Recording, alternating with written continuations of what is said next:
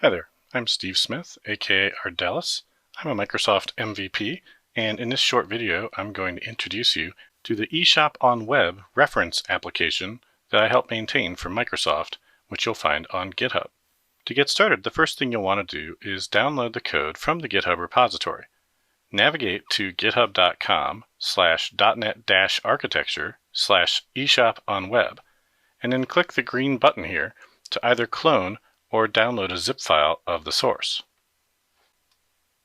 I'm going to go ahead and clone this to my local computer. If you download the zip, just extract it to a folder. If you click this icon, it will copy the URL you need. Now we can clone the repository to our local computer using the git clone command from a terminal. Paste in the URL that we copied from the website. After a moment, we have all of the source code on our local machine. We can change directory to the eShop on Web folder.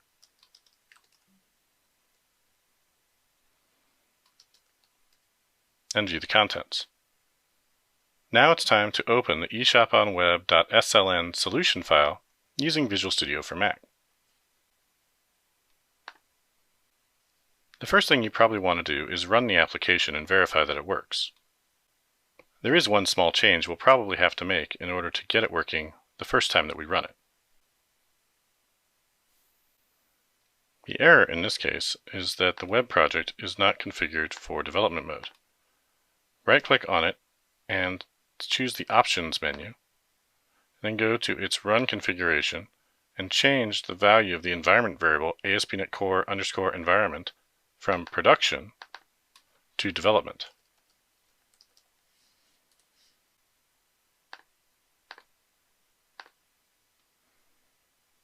Then rerun the application.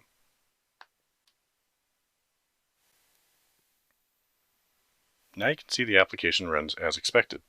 In development mode, the application uses an in-memory database for its collection of products and all of its other persistence needs. The eShop on Web is a fully functional online store that you can use to purchase .NET branded apparel and other items. The main page features a catalog of different products that you can add to your basket or view more information about, and it supports both paging and filtering. The system also supports authentication. You can log in using a demo user account that's specified on the page.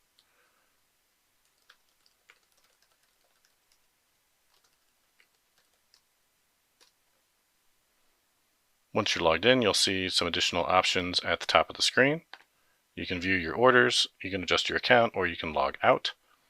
There's also a shopping basket icon here at the top right. As we add items to our basket, you can see that it continues to get updated with the number of items in it. On the basket page itself, we can change quantities of items or remove them, and then we can check out to complete our order. Checking out does not involve any form of payment because this is just a demo app. Once we've placed a couple of orders,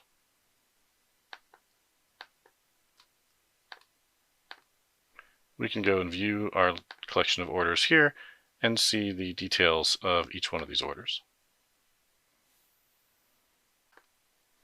The application also includes a variety of different tests, including unit tests, integration tests, and functional tests. We can run these tests from within Visual Studio for Mac to verify that the application behaves as it should. As you can see, all the tests ran successfully. Now let's explore the solution structure for this application and then see how a typical request is handled. The application is composed of 3 different projects that run in production. These are the web project, which is the user interface and front-end project. Then the infrastructure project and the application core are used behind the scenes to provide the low-level plumbing code and high-level business rules for the application. The application core is the core of the entire app. All the other dependencies in the system depend on it. So if you look at its dependencies, you'll see that it only has dependencies on a few NuGet packages and the .NET SDK itself, but not on the other projects. If you examine infrastructure, you'll see it depends on core, and likewise web has dependencies on both core and infrastructure. We'll talk more about what goes in each of these projects in just a moment. For now, let's quickly review how a request gets served by the web application. This application takes advantage of both controllers and Razor pages to serve different parts of the application. The home page is a Razor page, index.cshtml.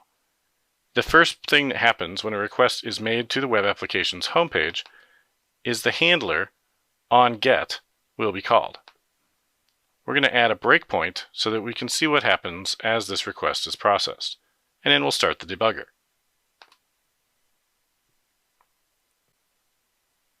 This Razor page uses dependency injection to get a catalog view model service, which it then uses to fetch the catalog items. The catalog view model service is defined inside of the web application because it's an application level service and it returns a view model type.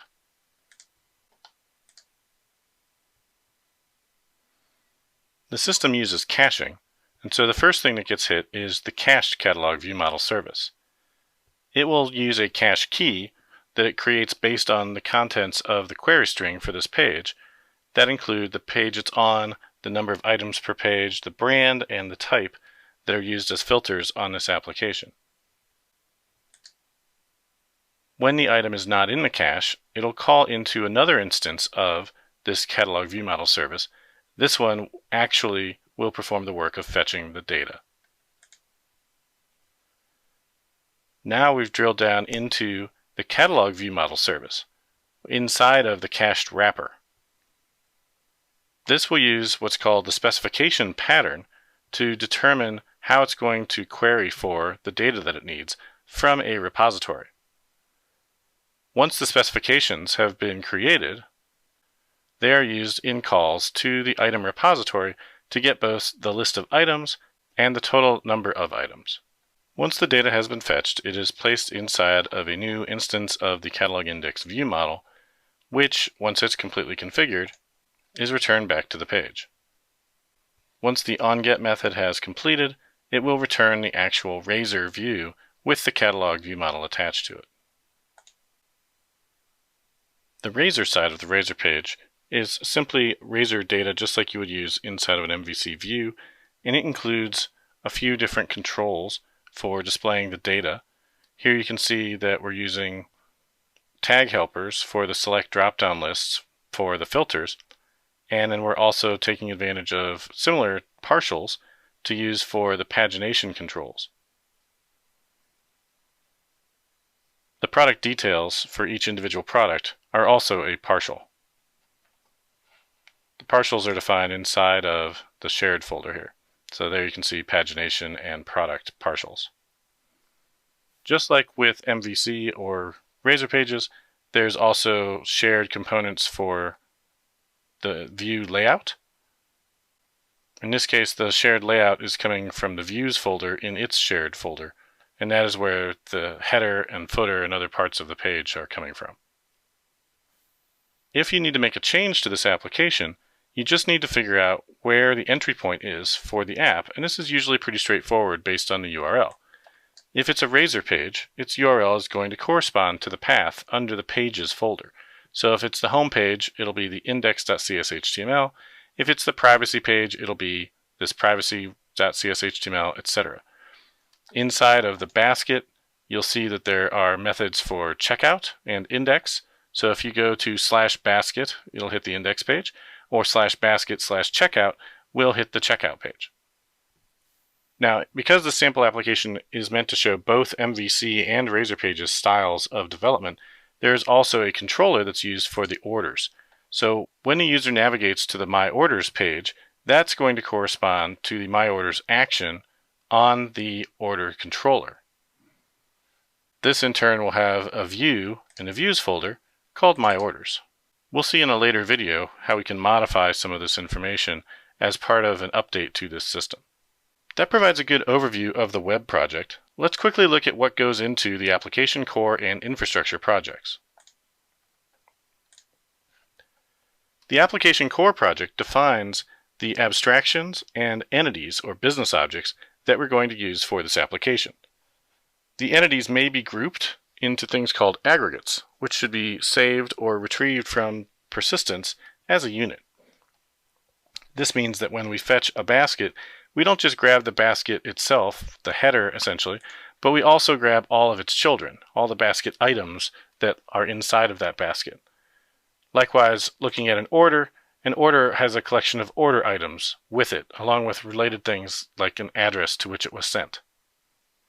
Not everything needs to be inside of an aggregate. There are also smaller entities like catalog brand and catalog item that are just simple lookup data that can stand alone.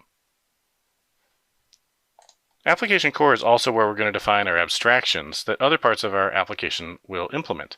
These are interfaces, such as the iAsync repository, iBasket service, iOrder service, etc. We may define certain services inside of application core. The way that you can determine whether or not a service belongs here is primarily whether it has to do with direct knowledge of infrastructure, like the database or web services, or direct knowledge of how the user interface works, like a view model. If it doesn't need either of those things, then it's probably a good candidate to go in the application core project.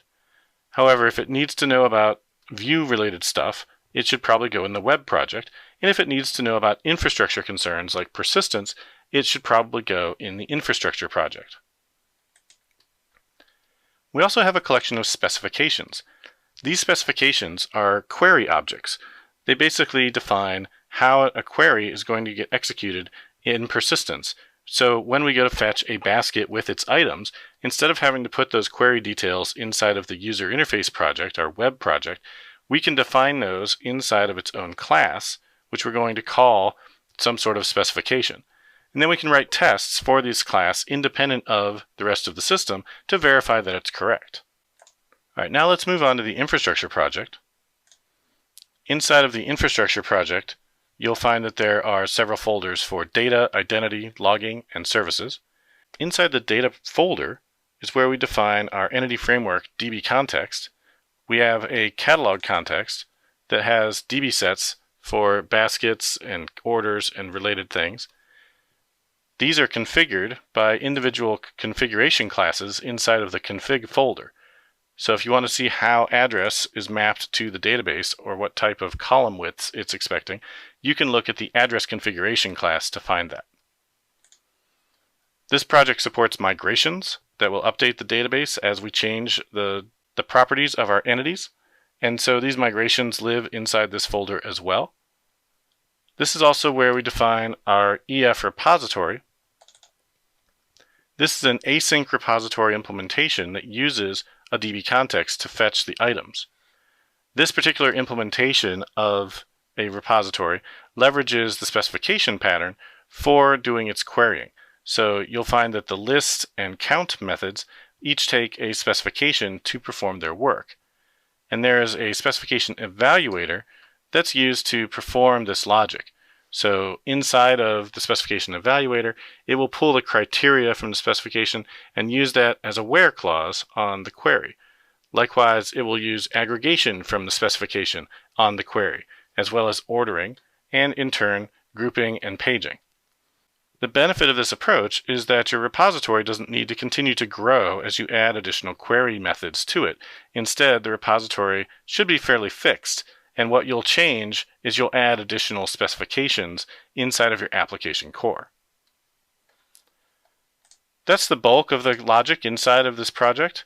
There are also simple classes inside of logging for performing the logging. There's an email sender that sends emails in a fake manner. And then under identity, we have the necessary classes, including a separate DB context for supporting the identity part of the application. That's it for this walkthrough of the eShop on web. I hope you found it useful. Please go ahead and download it if you haven't already and walk through it yourself and see if you can get it to run and verify that it works for you. If you have a problem, please open up an issue with any question that you might have, and we'll be sure to help you out and get you running as soon as we can. Thanks.